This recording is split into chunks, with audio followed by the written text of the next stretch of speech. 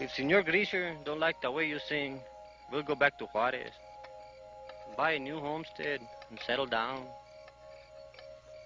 And maybe you'll be happy, because at least you had the chance to sing for Senor Greasre. He's easy. With Bob Downey, he just says write anything. Some directors who think that they know a lot about music because they have a record collection can really get in the way. Has this happened? Oh, yeah. The one film that I wish I had never been a part of. Which was? Heroes. The director, a nice enough guy, but apparently he'd studied some music and he had ideas, and I was trying to please him, but I couldn't understand what he was talking about. And it was all around bad circumstance. Where we recorded, how we recorded, working for Universal. That's why I don't think I could ever be like Henry Mancini or Lalo Schifrin. I can't. It's hard for me to sit back and smile and just give them what they want and all that. I'll sink to the level of name calling.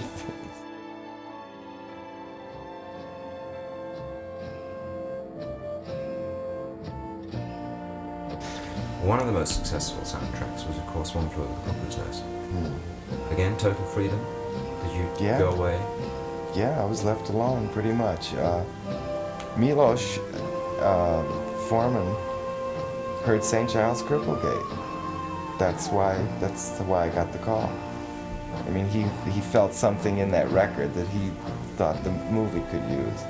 So I was glad that the record was put out at Warner Brothers for that reason. That helped a lot, because tell movie producers and directors that I'm capable of writing for 110 pieces in a classical sort of way, they won't believe it. So I have this record now. I say, no, I can't really. With Cuckoo's Nest, one of the things that is interesting about it is that you've taken almost country and western themes. Country and western. Oh, you know, it's like, yeah, I know the theme. There's one, the boat ride. I love that because I combined Hawaiian, Mexican, and country and western. They have so much in common, those three. They just work together so well.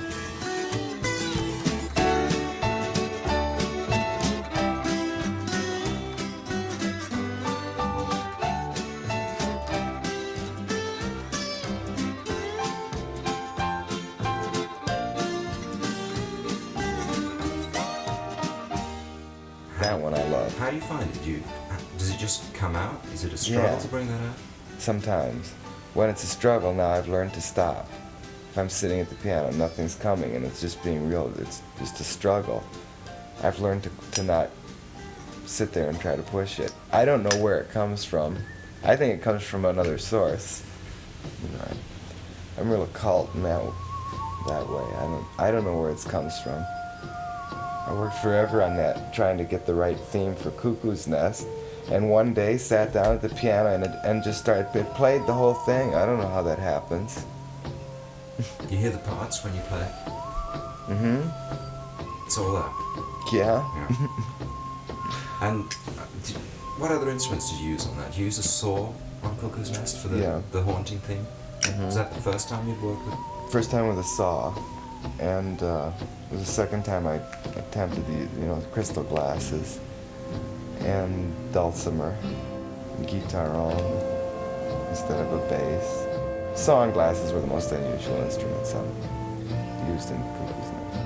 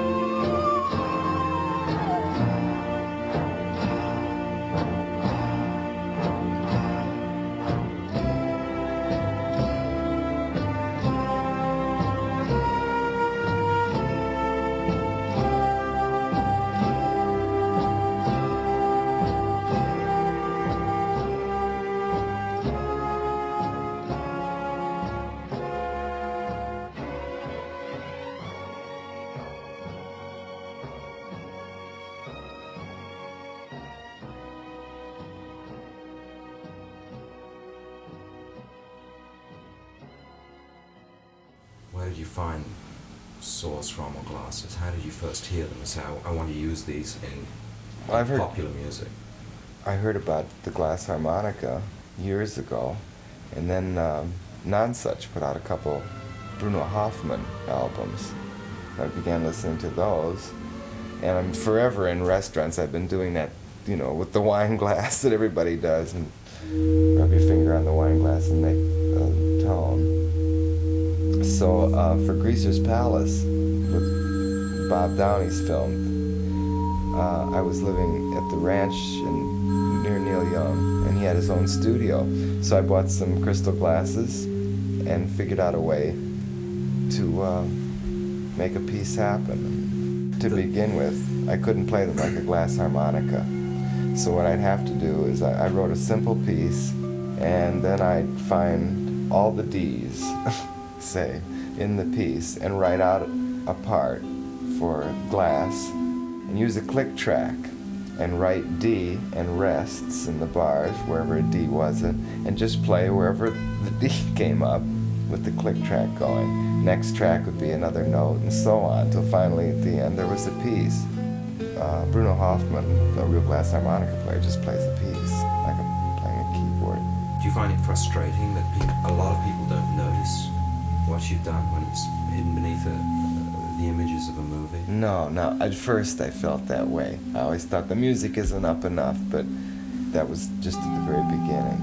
Now, no, not at all, because I'd like to make films myself, and I understand more about the way music is used in films. It shouldn't stand way out. It isn't covered up. Is that what you mean? No, I mean, would you like to be able to write this type of music that wasn't dependent upon film? Oh, of course. Sure. I from time to time I do. I have scores that I've never heard. What are the limitations for doing that? Is it in terms of your time or in terms of interest in America for both contemporary music? I don't know. I don't know about the interest now. It may have changed. Well, in America there isn't any. I think like Island Records, Virgin Records, and Chrysalis probably even. They're starting to put what's the good label that has all the jazz? The ECM. It's all happening in Europe, so there's interest there. I just have to put together some. Oh, and you have a label, don't you?